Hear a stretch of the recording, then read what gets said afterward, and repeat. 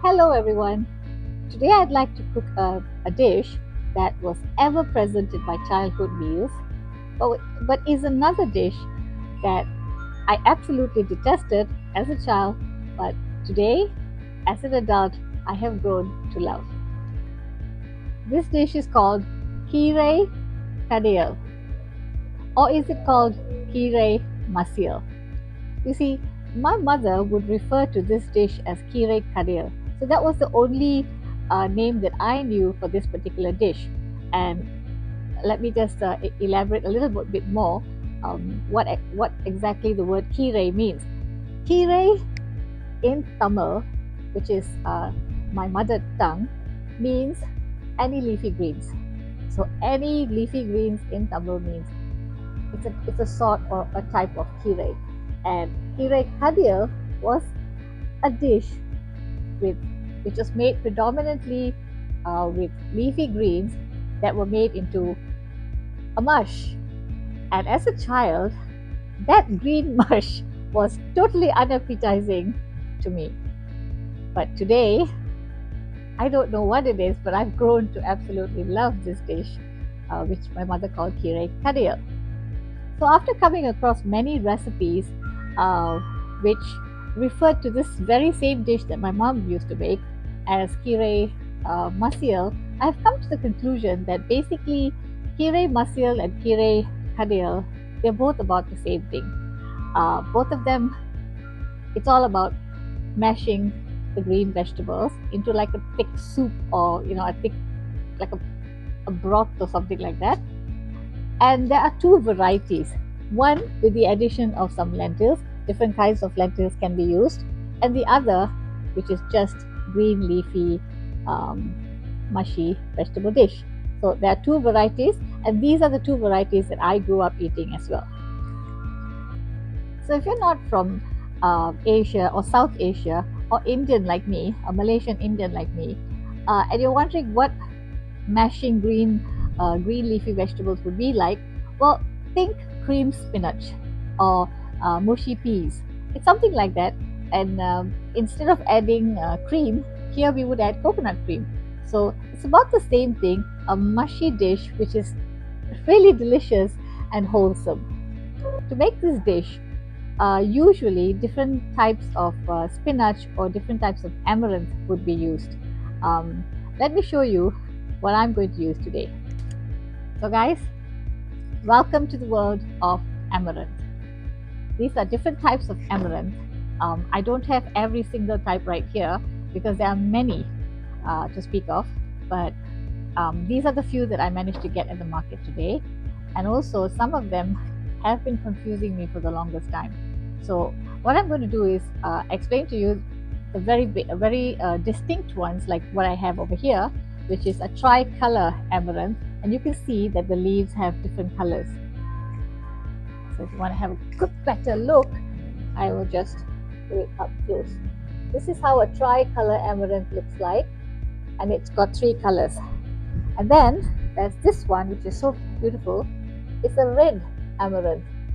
So these are all called bayam in Bahasa Malaysia. So bayam merah, as merah is Malay. In Malay is red, and this is, I'm not sure what this is called, but another type of bayam. And these two, okay, they're very tricky. There's two here, and you can see that they're almost the same. Can you see? How would you know the difference? It's pretty difficult to find the difference between these two amaranths. So growing up, to me, kire, that word meant leafy greens, and I never really thought too much about what they were, how they looked like, whether their leaves were variegated, whether they had bits, splashes of red on them. It didn't really matter to me, and I just ate whatever, or ran from whatever that was there. But when I went to the market, my friend who sells the vegetables, her name is Julie, by the way, and she told me that this one, although they look similar, there are two different types of amaranth. Apparently, this one has this reddish stem, reddish roots, and these are called arai kire. So kire meaning leafy green vegetable, and the word arai I think it's because they normally cut at a certain time. I'm not really sure. So this is arekire, and this is how what it looks like. I think there's some kind of a difference in the leaf, but I really can't tell.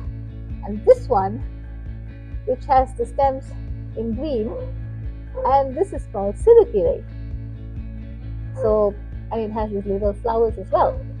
So between the two, to be honest, I can just tell that the red, I've just come to the conclusion that the red stems and the red roots means are, and this one is siru.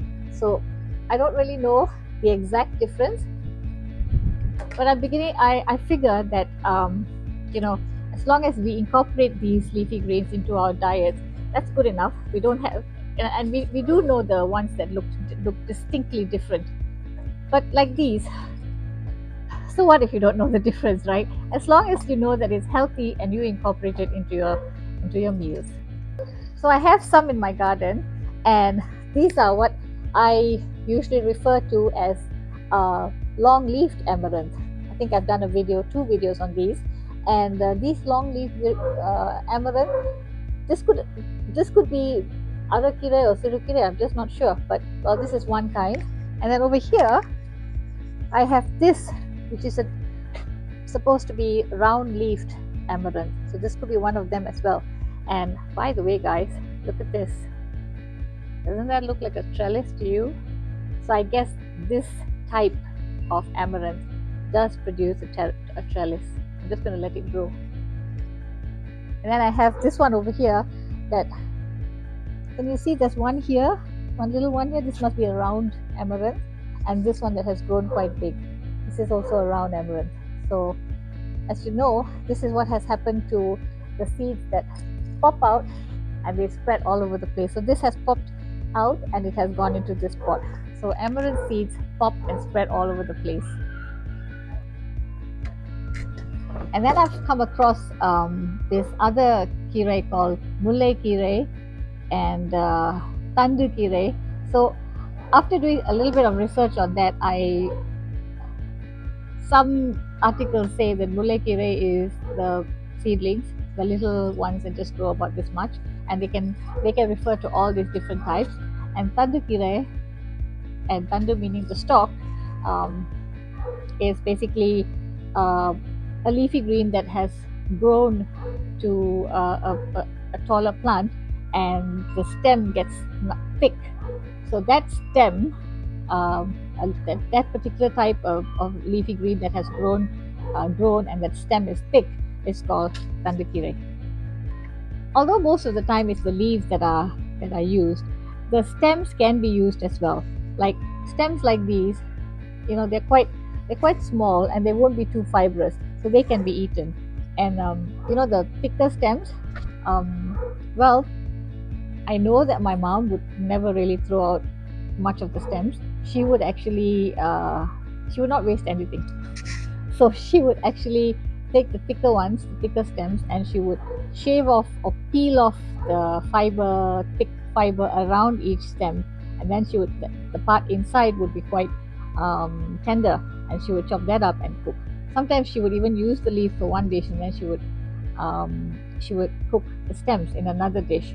So, but the stems, it's you have to like it to want to eat that. Some of us, like me, I don't really enjoy eating the stems, but to each his own.